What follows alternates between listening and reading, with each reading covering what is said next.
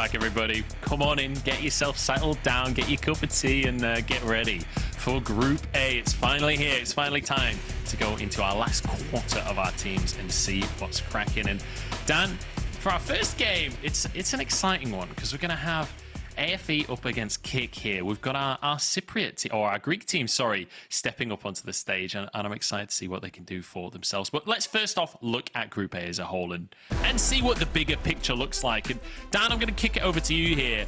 When we look at this team, who are the favorites? I think coming out of Group A in a whole, I think Big are leading as the favorites. I think Kick are for a lot of people the close second. And MKs are pretty much a dark horse. I feel like a lot of people have big expectations. A lot of EU Masters experienced players on that roster, and it's quite easy to look at Anorthosis, Famagusta and think they're probably going to come out bottom of the group. But a lot of people said that about the Greek teams last EU Masters. They really came in with a lot of strength and had some solid upsets. And realistically, I think there's some solid play coming out from this team. A lot of spice as well, which obviously is something we always love to see. Yeah, I'm excited to see how Group A is going to go. I feel like there's a couple of sleeper teams in here, as you say, Makers and Anorthosis. Could be teams that we're going to have to be keeping our eyes on. And then you've got a couple of teams that are coming in as somewhat favorites. Obviously, Kick from Ultraliga and then Big coming over from Germany as well. So with all of that said, let's jump into our first game and talk about a very special player that's going to be coming onto the stage there. That sounded very patronizing. I didn't mean it to be patronizing.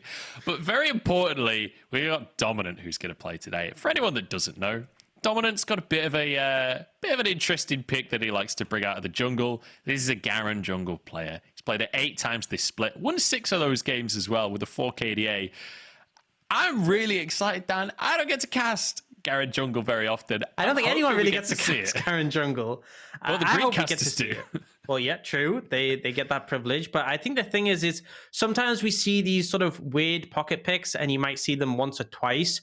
This is 8 times. And this wasn't like, you know, if you see a weird champion in the last game of the split where maybe it doesn't count for standings, whatever. But this was 8 times over the split. One of his most played junglers, and was doing well on it as well. 75% win rate. It was clearly working. So it's a bit of a curveball that maybe we could see come out here. But I think the big thing for me is Dominant as a player was the later addition to this roster. They were changing their jungle around, trying to see what would work. And this wasn't a team who were consistently dominant in the Greek scene. It wasn't actually expected that they would come out as the first seed, but they found things click together with Dominant, and he's the big instigator for the team, and that's how they got here. That's how it worked for them. Yeah, we'll see if... I am so disappointed. How could you do this? Kick. Come on. We didn't know it then. We said it all up. Awful. I'm heartbroken, honestly. Kick, shame on you. Shame on you, Puki style. Now, obviously, joking, you know, this is competition. Let's be realistic here. Garen and Jinx being banned away. Tristana and Zoe the answers. A lot of the power picks in the current meta are very much making it through this draft so far, Dan. Yeah, I mean, right now, you're targeting Matislaw in the mid lane with that Zoe. Polish Zoe honestly is a thing. There's a lot of Polish mid laners who are really accomplished on this champion. Tristana as well, something that can find that priority. You can see that flex. And we do see Senna and Seraphine, so a lot of focus towards the bot lane as well in this ban phase. That leaves big junglers open. Hecarim, yeah, easy pickup for Kick if they want to here. Yeah, Hecarim, honestly, the best blind with Garen pick. off the table, then... Oh, yeah, exactly. Hey, they both spin around with a big weapon, so, you know, it all makes sense to me. Yeah, that's going to be Bruness grabbing that one for himself. Now over to the other side, Tristana banned away, but things like the Kai'Sa available, very, very high priority AD carry there. And it feels like with Tristana and Senna gone, Kai'Sa's kind of going to have free reign. Do you see the Orianna coming in very early? Typically we see mid laners as like that 3rd pick on the red side. You can ban away things, have issues, but very quick pickup coming out here from Anorthosis, and wanted to lock in a solid pick for Jojo here, something that can contest priority and scale up well. I would expect maybe you want to take an AD carry at this point just to try and have the priority on that. You're not pressured to take a jungler here, but if you don't want to reveal something, you could. But actually, going for the support, Tresh still open, something we didn't really touch on, and offers an element of safety, especially against the Hecarim.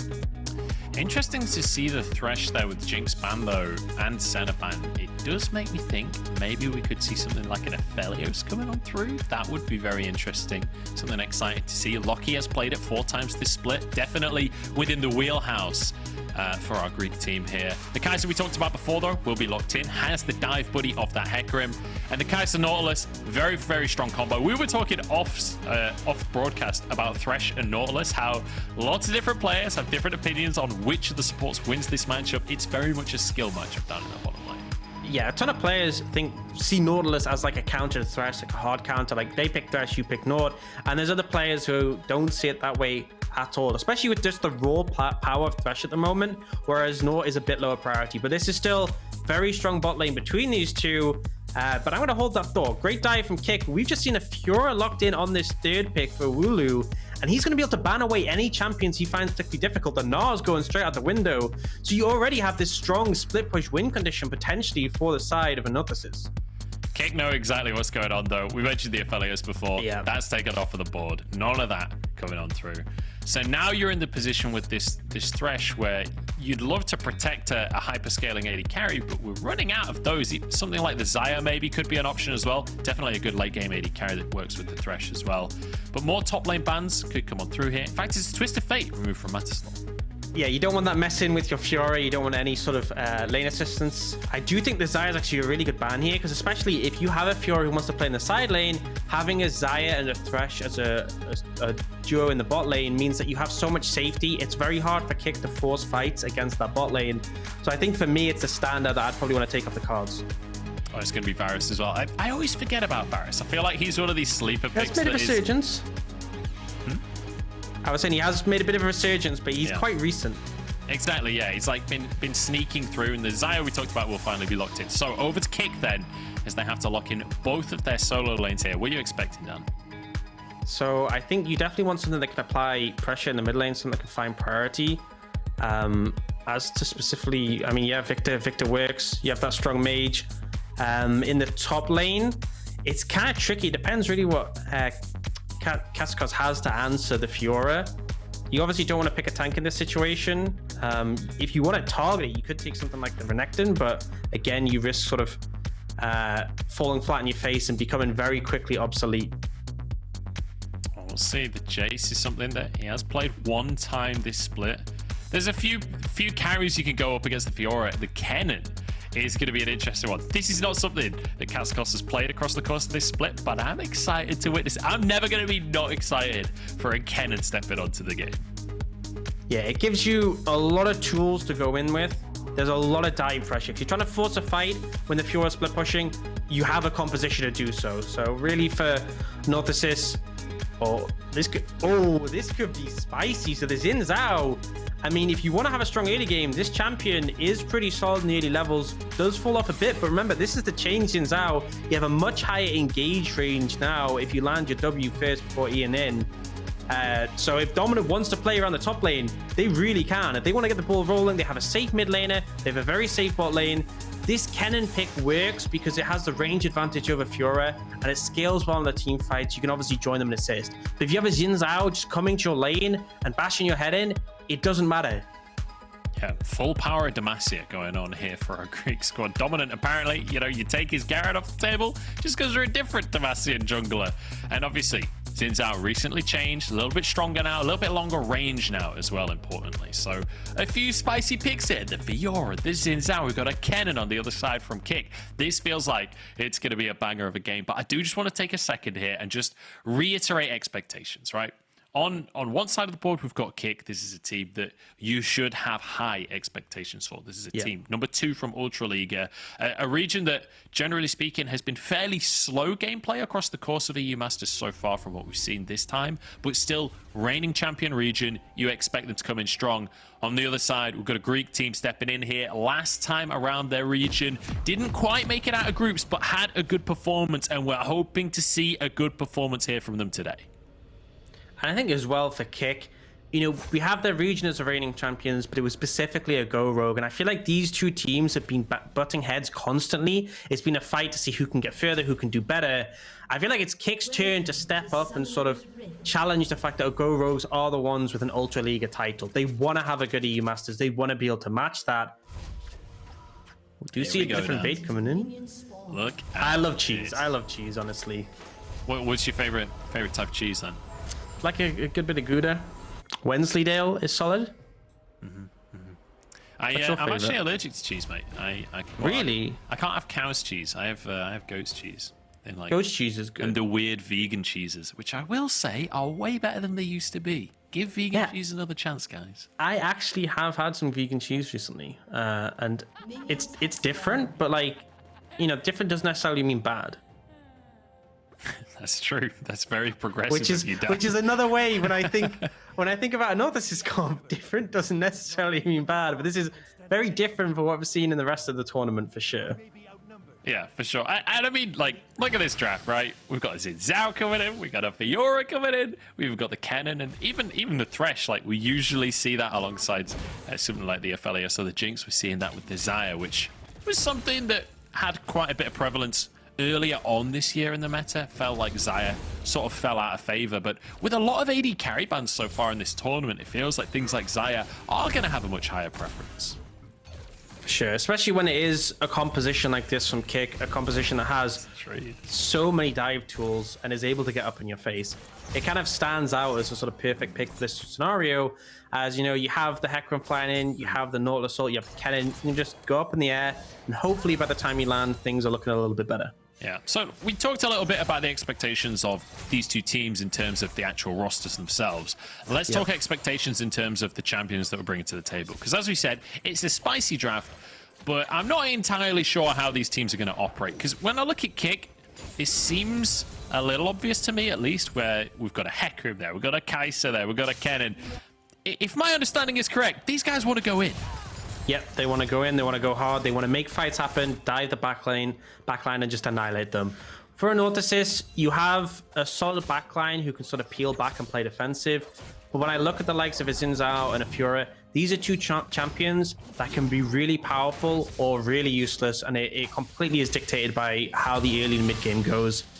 WouLou wants to be able to have a strong early game. He wants to scale up, get some items behind him so he can start to do a lot of damage, be a threat in the side lane.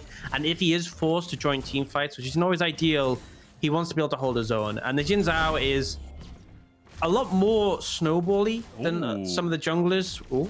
Look at this early pressure from kubYD here, moving forward against his Polish comrades here, but Matislaw trying to dodge the hook, but he's actually just walked into the play instead. Oh, kubYD, that was beautiful. The prediction on the death sentence. The patience is the big thing. He waited so long to play, and you see Matislaw was trying to sort of wait out the skill shots, trying to buy time, and in the end, he was forced to flash in that final situation. Little bit of a straight line, gets caught out, and just a great opportunity found by kubYD. You can see Matislaw back and forth, gets flayed. Hook comes in, not far enough, and it still ends up connecting, and the team's there to follow up. Really solid play, and I love to see this from teams with the supports moving, and he's still going. Hang on, Hooks. Yeah, we're still going on this one. Dominant in the middle of this scrap against Bruness here. It's one more auto in either direction. Dominant just about edges that fight out. Importantly, WouLou did TP down there, which is not great for him because it was a little after the play had finished, and it means that now Kackos is going to have a bit of free time. Yeah, pretty big investment there from to TP down. That wasn't massively needed. It did dissuade the fight, but they potentially could have got away with just Jojo TPing in. And you keep Fioras, but ultimately Matislaw and Kackos both TP to lane, so it's not like either team has a massive advantage in that front. There's a tiny window where Kick will have their TPs sooner, and if you look at the wave here, it's pushing towards WouLou anyway, so it's not really going to hit him too much. Yeah, certainly not. And I think with the Fiora as well, you're going to, based on what we've seen of this lane so far, it feels like WouLou's having a pretty good time in that matchup. It feels like he knows exactly how to play this one. And across the course of the split, we've seen WouLou actually play this Fiora 4 times over in his own region. Has a 75% win rate.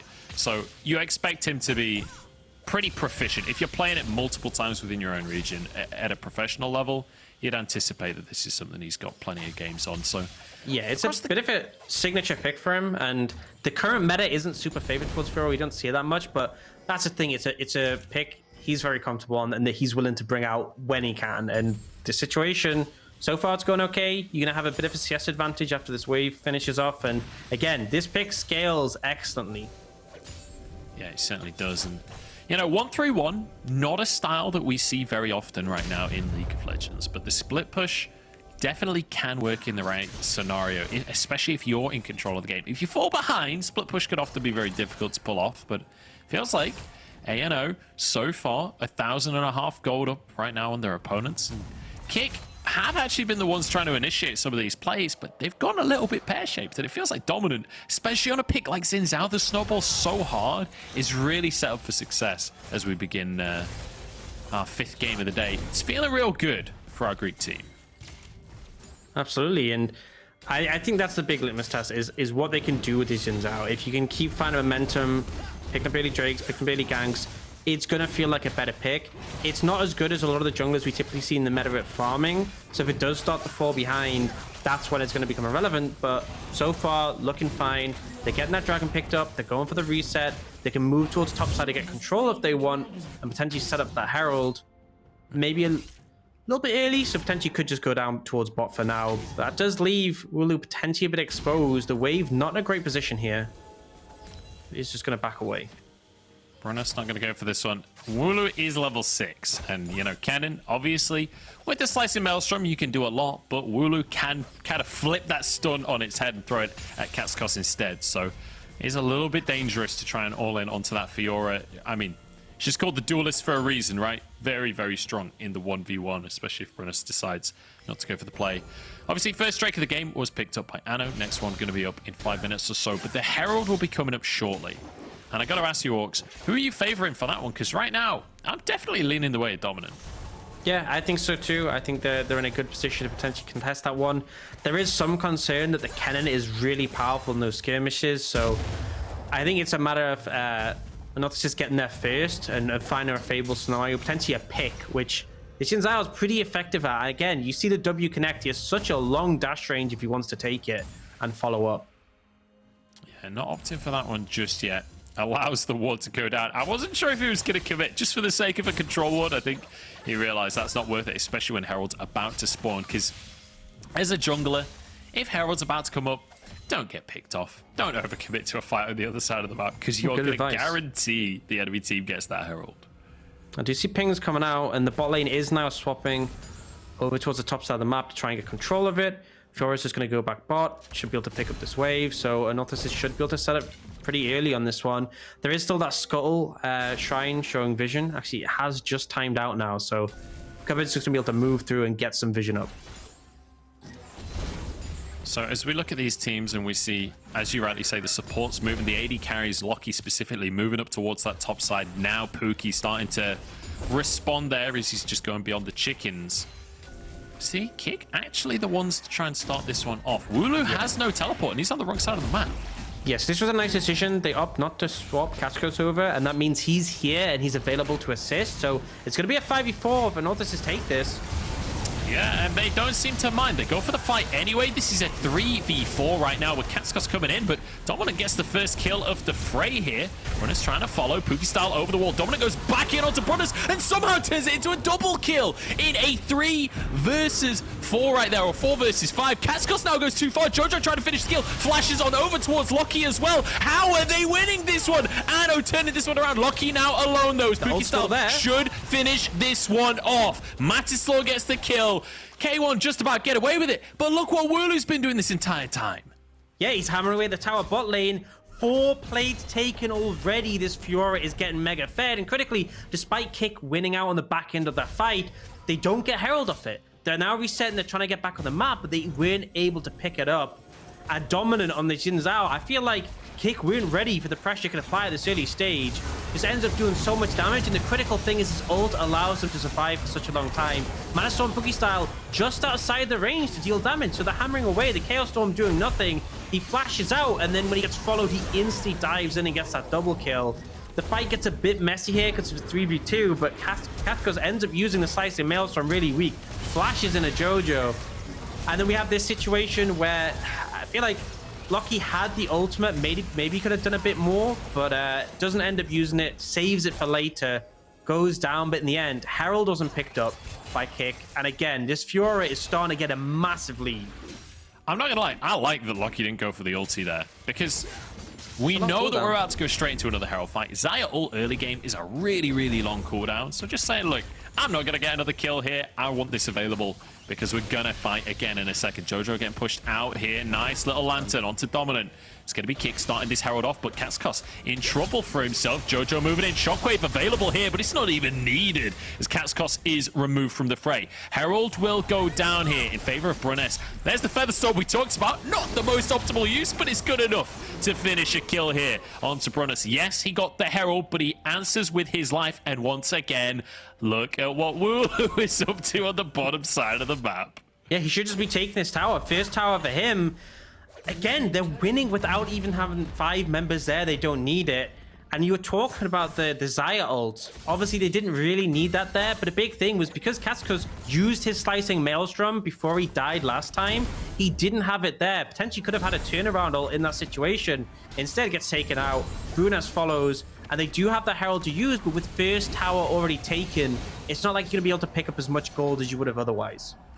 And I feel like this is a really good moment to talk about when you're coming into the groups for EU Masters, especially like the Greek team here, Anorthosis stepping in.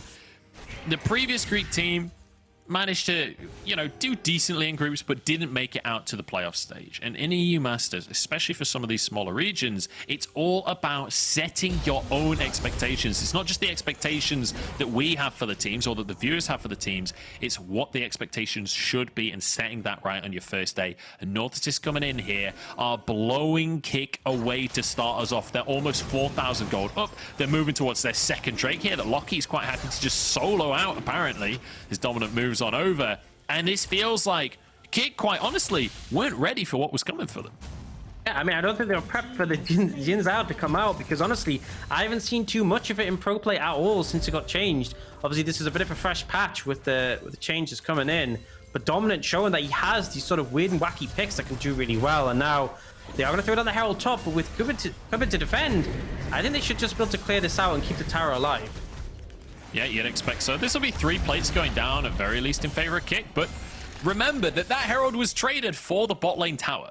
So 3 plates, you know, it's great. It's a bit of gold, but it doesn't answer what Anorthosis already got for themselves on the other side of the map. Fantastic map play coming out from Anorthosis so far. And Jojo as well has been really exceptional in his mid lane. You can see 1-1 and 6. The scoreline not like the most impressive because it's been assists, but he has consistently been in the right place. I loved his flash earlier on as Kackos got out of position in that first Herald fight. Jojo was able to punish him and get over towards LOCKIE.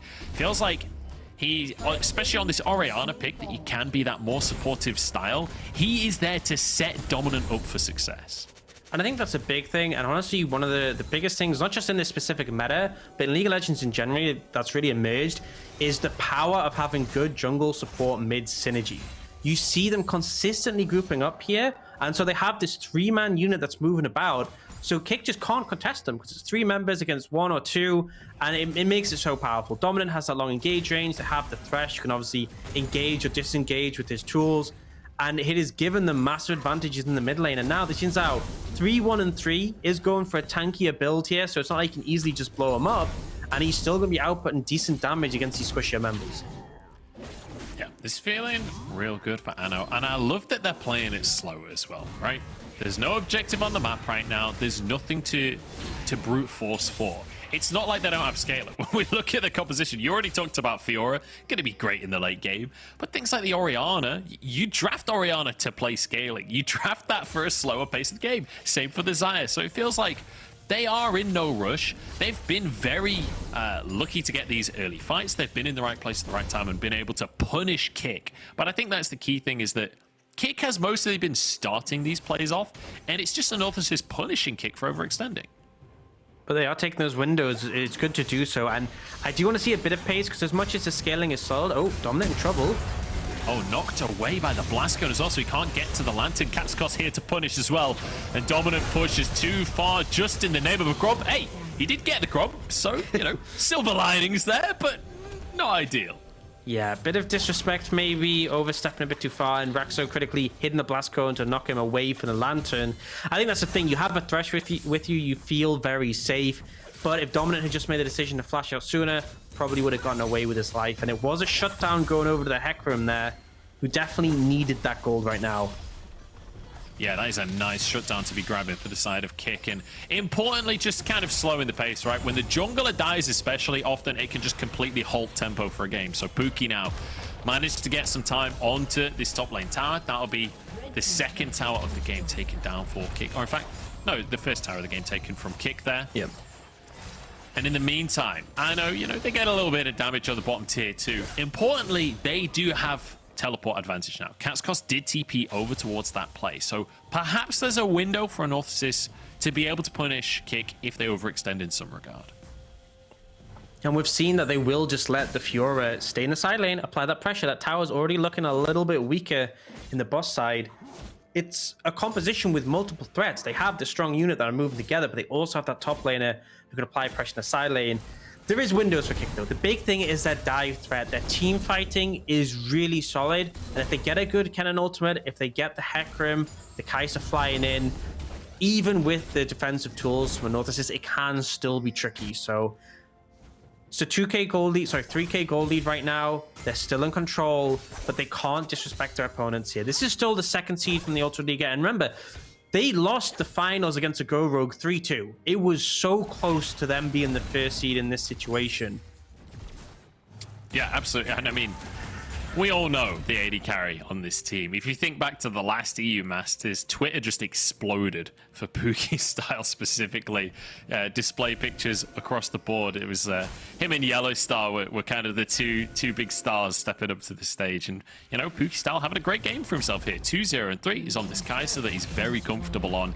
And it does feel like this composition specifically, as we mentioned before, is designed for Puki style to really pop off in these fights. Kai'Sa often the one that has to step up in these dive style compositions. But we could have a fight on our hands here, Dan, because this is the third Drake of the game. Bruness here already. Jojo stood on a control ward, waiting for the opportunity to move in for a good shockwave. Dominant is here as well.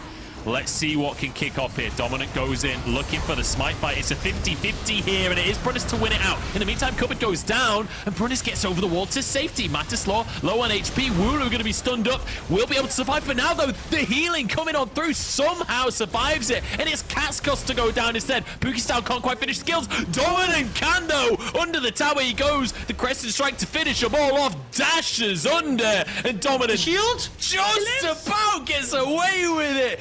Somehow Anorthosis win everything. Zhao looks broken right now. Dominant is an absolute beast on this champion. And the thing is, you actually saw from the movements there from Kackos, he thought that Anorthosis weren't going to fight. He was actually walking towards top lane to answer the split push. They made the decision, let's start the dragon. They don't want to fight. They have a Fiora. And Anorthosis said, yeah, we're still going to fight you. We're going to bring the Fiora in and then crush you in that team fight. We get the replay here, so this is the moment where they start to commit. They do obviously lose the smite, but we can see on the top side, they kill the Thresh, but they throw a lot onto him. And it ultimately becomes all about what Dominant can do here. Matislaw exposed, gets instantly shut down. And watch his execution in the follow-up. This is flawless play, honestly, from Dominant. Dives in here, throws the W to finish off Bruness, has just enough damage to do it, and then he manages to turn onto Raxxo and just survives thanks to shield. Really flawless play to get both targets in that situation. And, things are slowing down a little bit. They are speeding right back up. This is a 6,500 gold lead right now.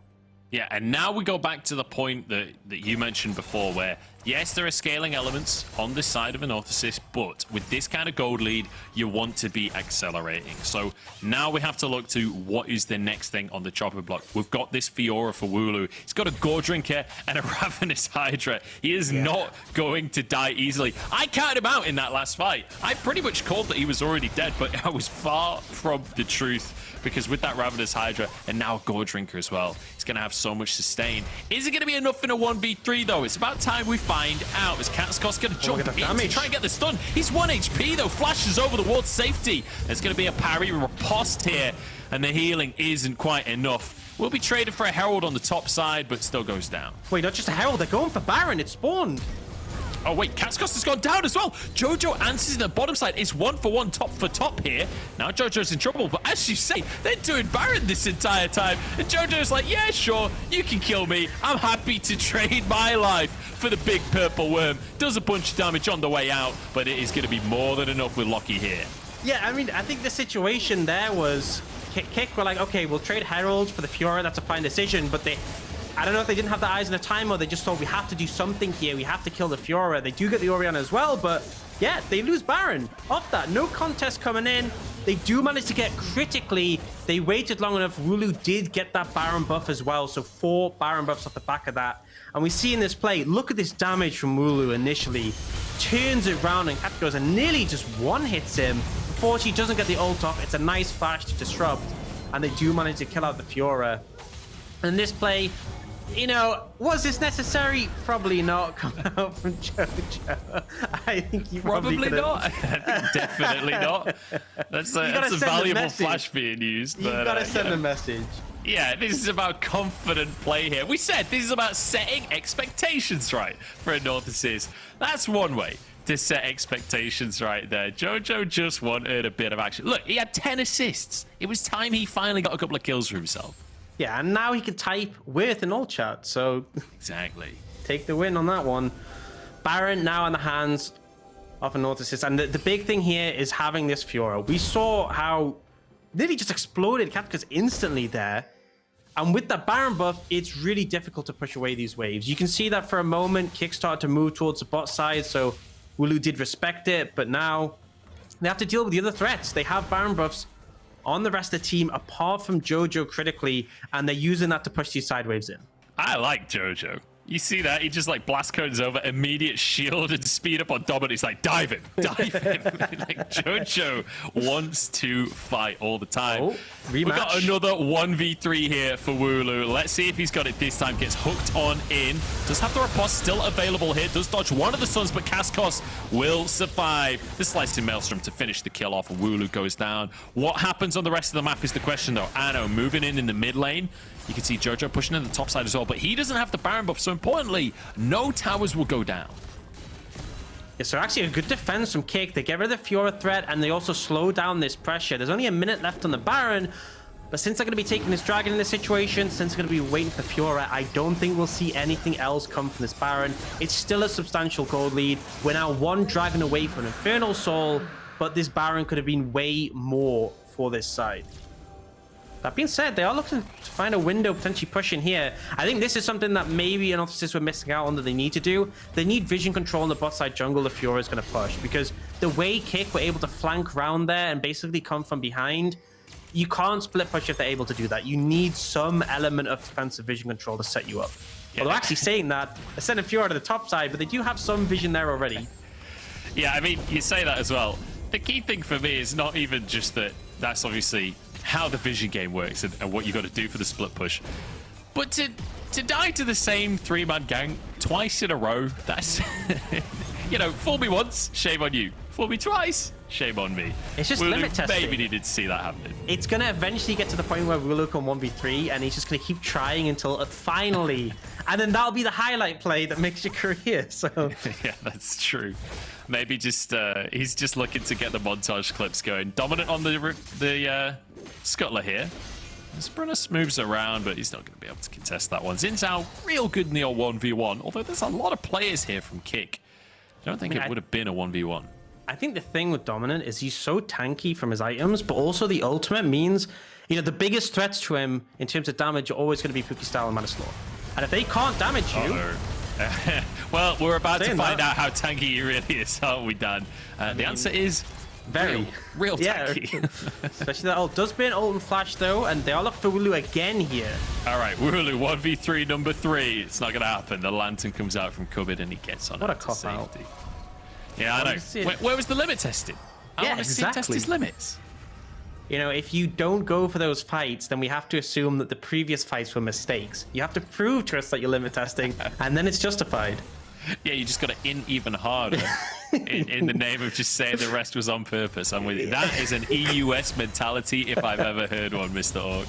That's the ones I get in my solo queue games. That's the ones you are in your solo queue games, I'm pretty sure.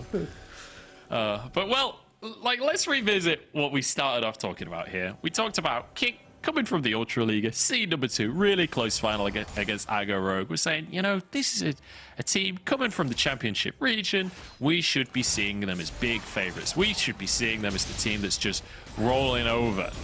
Well, that's not what we're seeing here today, Dan, because the gold lead is still 7 or almost 8,000 in favor of Anorthosis here. The Greek team stepping onto the stage and showing up. And look at the gold difference in a couple of these roles specifically. Top lane, almost 3,000. In the jungle, there's a 2,000 gap as well. These individuals on the top side of the map are massively ahead in favor of Anno. Absolutely. And as you said, this is so far away from my expectations for this game. I thought there'd be some spiciness from Anorthosis, and I really love to see this in Zhao, but this level of play, they're just so much further ahead than Kick right now.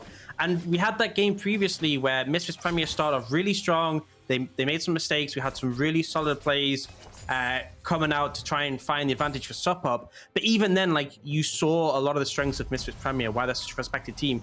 Kick here just kind of looked like they've floundered mostly. They've had a couple of fights where they had some headway, but the whole game has been in control of the Greek side. The entire game has been, and they don't seem to be letting slip. That gold lead just completely ballooned, and it's maintained at that. They haven't really given many windows for Kick to come back into this one. And the nice thing as well for Anorthosis is they can chill for the next minute, right? Infernal Soul going to be up in 70 seconds time, but Baron has just spawned, and I guess the idea is not to chill, because Jojo get a TP on over just to grab a blue buff here. They can threaten Baron at any moment. There is a ward in the back of the pit from the side of Kick here, but when mid-prior is grabbed, remember, WouLou's on the bottom side of the map. He has TP. If Kick go and try and deal with WouLou, Baron can be taken. Yeah, and the thing is as well, if Anorthosis get this one, Dragon comes up in 45 seconds. This would be soul for them. You can't let them get both these neutrals or the game will feel pretty much done. Kick are trying to push up mid and rotate over. It's going down pretty fast. Yeah, 5,000. Anno can just back away from this one, because remember, WouLou's still on the bottom side. All you need to do is force resources out from Kick. Ward in the pit here. WouLou continues the split push. And remember, Kackos has needed 2 people to back him up every single time. This is not a 1v1 that Kackos can really go for. Baron just gets started up once again, and Kick have to come answer. But look at what's happening on the map. WouLou just moves towards the Infernal Drake himself. He can solo this one out. Yeah, if he can just take the Dragon here, I know, just keep them interested around the Baron. You take this one for free. Infernal Soul in the pocket means you feel way more confident in the fight. Although, pings are actually coming out. It looks like they want to contest this one. This could actually be a mistake here from Anno if he gets caught out here. WouLou in the 1v2 for the 19th time this game. Goes for the grand challenge. Can he proc it for the healing? 2 more hits. An auto and a Q would do it, but he has to dash away instead into the brush, trying to turn it around with the Gordrick. And finally goes down to Puki style. Now a fight in the Baron pit. Dominant there to try and get the smite down. Just got to burn the Baron here, but Kackos is in. Slicing Maelstrom for 1. It's a 1-for-1 so far, though. Is Raxxo trying to get away. Dominant can't quite close the gap on this one. Kackos now gets the stun. The turnaround here, because Matislaw is around as well. The hook on in, pulling the Zins out into the action. Lock trying to dish out the damage onto Matislaw. Dominant is damn tanky. He's practically invincible. Finally is taken down, but he bought a lot of space. Yeah, 3-for-0. You get the Dragon, you deny Soul. Yes, you lose the Baron, but all things considered, that went as well as you could expect for Kick. They handled that really well with the decision making. They managed to answer on both sides of the map. And critically, you know, that Baron is only on 2 members. It's not on the Fiora as well.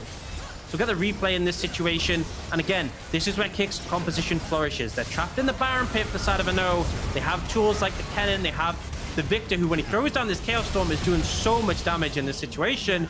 And then the Kennen ult means LOCKIE's struggling to move out. And at this point, Jojo has to back away. He's too low. LOCKIE isn't able to find headway in this fight, and yes, Dominant's tanky, but with enough time, they can eventually cut through him. Yeah, they finally be able to get him in, and LOCKIE just has to back away, right? Because you could see the Hecarim moving over, the Kai'Sa moving over as well. So that was the moment where it's like, okay, let's cut our losses here and just get on out. So 2 Drakes now in favor of Kick, which is important because these are Infernal Drakes as well. Even if you don't get the Soul, those Infernal Drakes stack very nicely. And look at the items that we're starting to see coming through for Kick. With 3 items on a Kai'Sa, 3 items on a Viktor as well. Matislaw has a death cap there. He is going to start shredding people. So we are getting to the point now where this sailing ain't as smooth as it once was for Anorthosis. And Dan, for the 2nd game in a row, I feel like we're seeing one of these games where there was a huge lead early on, and as we get to the mid-game decision-making, things start to fall a little bit shy. WouLou just one-shotting towers to the top side, by the way. Puki style comes in to finish the kill. Does manage to get the tier 2 beforehand, though. Yeah, so sacrifice himself for the tower. probably not the best play in that situation, but you know, you'll take that trade right now. It does mean the rest of the team has to back off, and it's another scenario where you have this Baron buff, you don't actually get that much with it. This is another time where it's been shut down by Kick.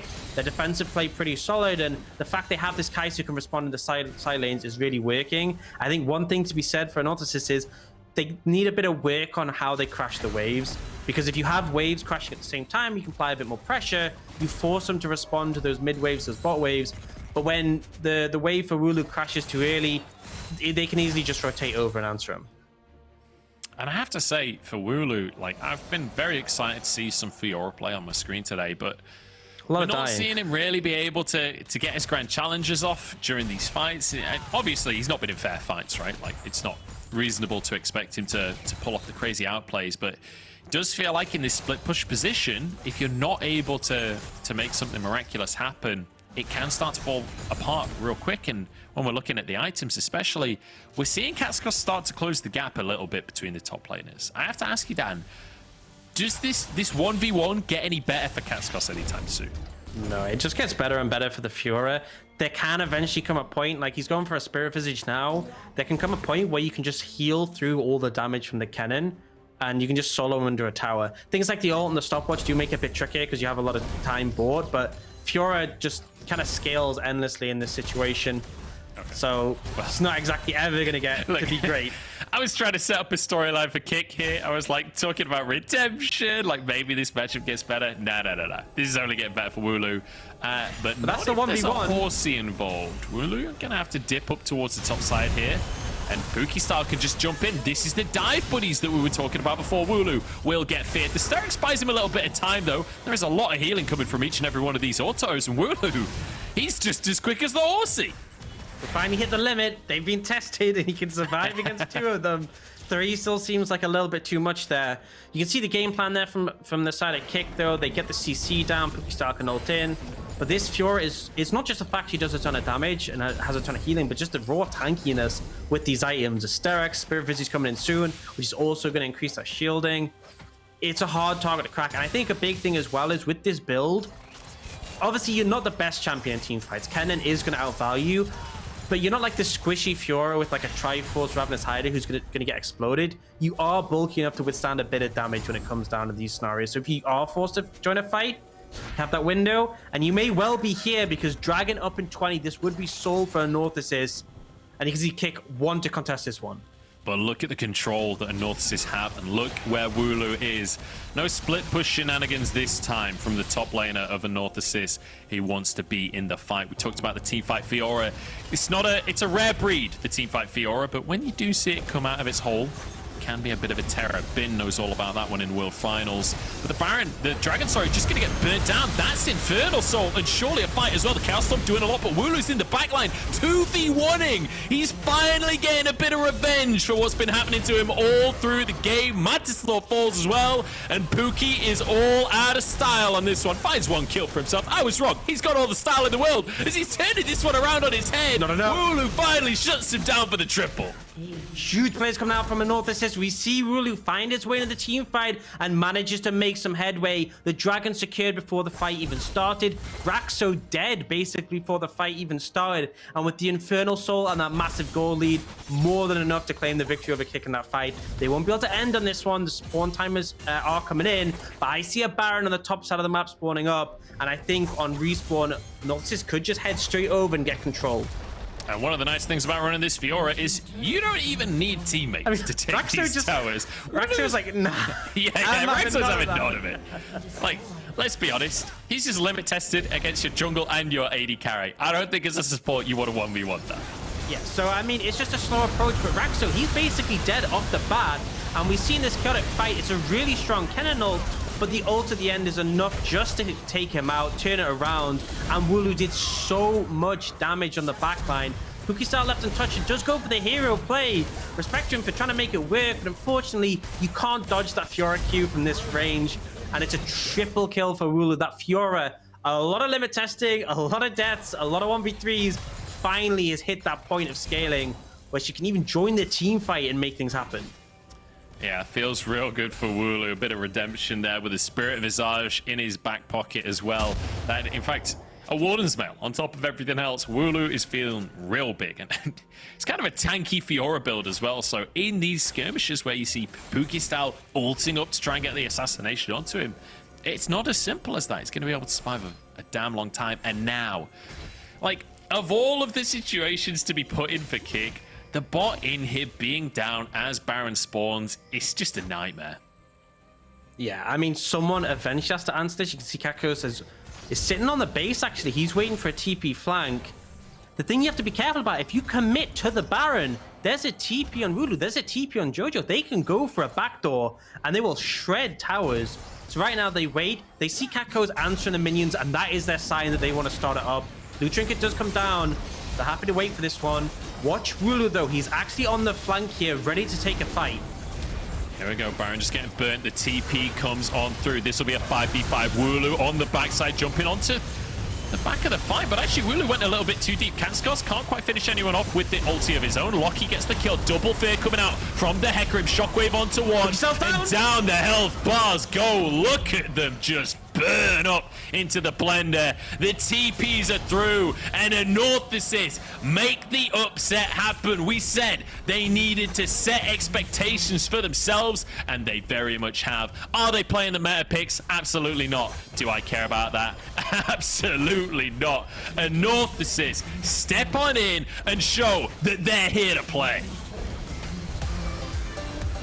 Back-to-back upsets coming out for us. It's been great. It's been great to see, and that was honestly some stellar play coming out from Nautilus. There wasn't a moment in that game where it didn't feel like they were in control, and the thing is, Kick tried to answer them. There was that solid play around the Baron and the Dragon Soul where they had a good read on where to be, but it wasn't enough. The scaling came in with that Fiora, and what I love to see was them bringing in their own picks. Dominant, we talked about, we said this was a highlight player for the roster. He's a Garen jungle player. They banned the Garen. He has more pocket picks up his sleeve, and it worked so well. This felt like they started off really strong with the snowball, and even though there were some moments where, you know, it bounced back a little, that gold lead held strong for such a long time, and in the end they managed to bring the Fiora into the team fights, and they just absolutely crush it. And bear in mind, second seed from the Ultra Liga going down here, who was so close to being first seed for the Ultra Liga, the reigning region, who are champions of EU Masters, and they end up losing out in their first game. Yeah, phenomenal performance coming out from Ano here. And you know, I know a lot of Polish fans watching today are going to be a little disappointed that Kick weren't able to get the win for themselves, but hey, kubYD's a Polish player, so that, you know, with still 6 winning. Players that are Polish in the game, when at you least have you so still many get Polish players, like, that you're bound to have success. Exactly. As UK fans, we know all about just latching on to the one UK player that's succeeding right now. We're going to jump into a quick break, and then we'll break this one down a little bit more.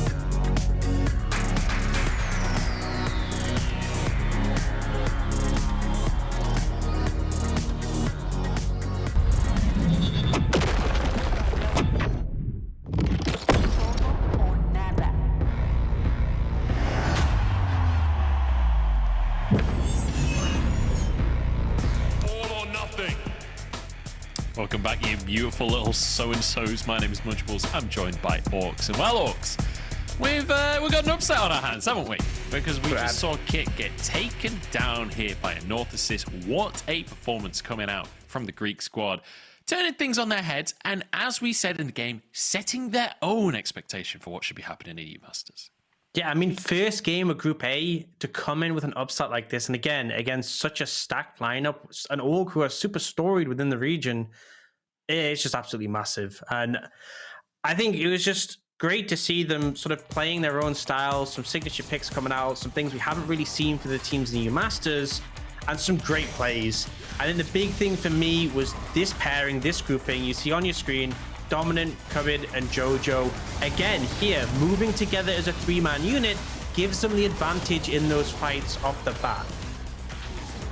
Yeah, it felt so good. And JoJo especially, I think, actually had a really good game for himself for quite a few moments. I thought in the fights he was not necessarily playing super aggressively a lot of the time, not necessarily the highlight player, but was constantly where he needed to be, doing the things that his team needed of him. And, you know, get chased out in this one. Ultimately, again, this is one of those plays where Kick technically won the fight, but it was at the cost of a bot lane tower, right? And then when it came to these dragon fights, this is where it started to really kick off for Anna.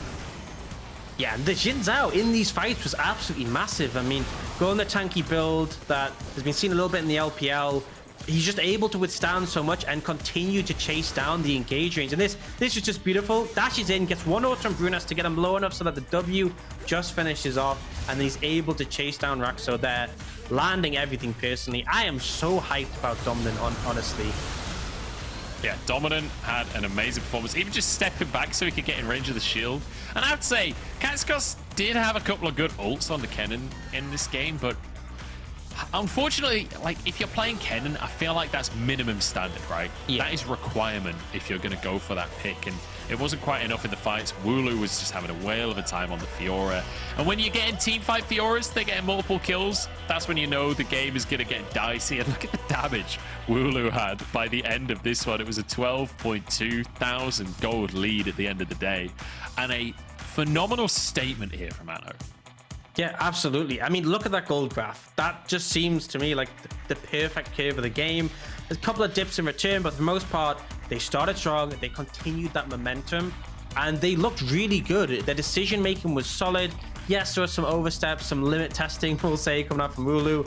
For the most part, they had a game plan and they stuck to it. This team legitimately looked good. This didn't look like a fluke win against Kick, and I think they've, as you said, they've set some expectations. They need some respect on their name. And, you know, I want to take a second to just talk about Dominant here, because obviously in this game, he's had a great game, right? He's had a lot of fun. He's playing this in Zhao, just running around the map, doing whatever he wants, right? That's great and everything. But I want to talk about the influence that he had on this draft as well. First off, being able to bring out wacky picks like the Xin Zhao, that it's kind of a fringe pick, right? We've seen it a tiny bit in competitive, but it's not exactly a priority pick in the jungle. But when everyone has to respect all of the priority jungle bans, plus some mid lane bans, plus some AD carry bans, and then you're also making them ban things like the Garen, in a meta like this, where there are such standout power picks available, it feels like that influence that you can have over the draft, it's just OP. It kind of makes me wonder as well, what would we have got if the Garen had been left open? If this is like, okay, yeah, Garen's gone, I guess I'll play Xin Zhao. I was like, imagine if the Garen was open, it could have been all sorts of wacky and crazy. But I agree. I think it has an influence. And some, you know, we look at the other side and we think, you know, the Tresh was left open and they were able to snap that one up. And it had a big influence. We saw some really solid play coming out from kubYD. And again, when he's grouping up, the Lantern is such a clutch tool to keep yourself safe. You have the engage potential, you have the disengage. And I think it really allowed, you know, the Xin Zhao to go more aggressive because you had that backup and you had that ability to get out of sticky situations. Yeah, exactly.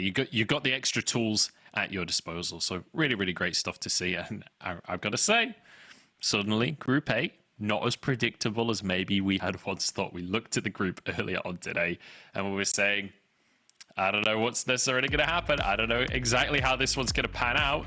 Now even more so, because we said Makers, we said Anorthosis. These are teams that want to set their own expectations. They're the underdogs coming in, but could upset things. Anorthosis absolutely have done that. Now 1-0, and you can see there are only 2 teams left on that table that have yet to go for a game, big and makers, and that'll be our next match, Dan. Yeah, and honestly, I came into this, and of the 3 matches of the day, the one that I felt like was going to have the most chance of an upset was that game 3. The fact we've had upset in our first game, well, game 4 of the day, we have an upset in game 5, and then this game 6, it looks stacked to potentially have one. Things are really going wild. And I think often, you know, we've had so many times we couldn't come into EU Masters, we've had these expectations, like these are the strong regions, these are the weaker regions. I feel like when there's such a clash of styles, it's always a bit hard to predict, but it's so great to see. I love it. It's like we're a big blender and we've got all different fruits coming in. We're going to end up with a delicious smoothie by the end of EU Masters. Let's see how game number 6 is going to go. Dan's predicting an upset. We'll see if that'll happen after the break.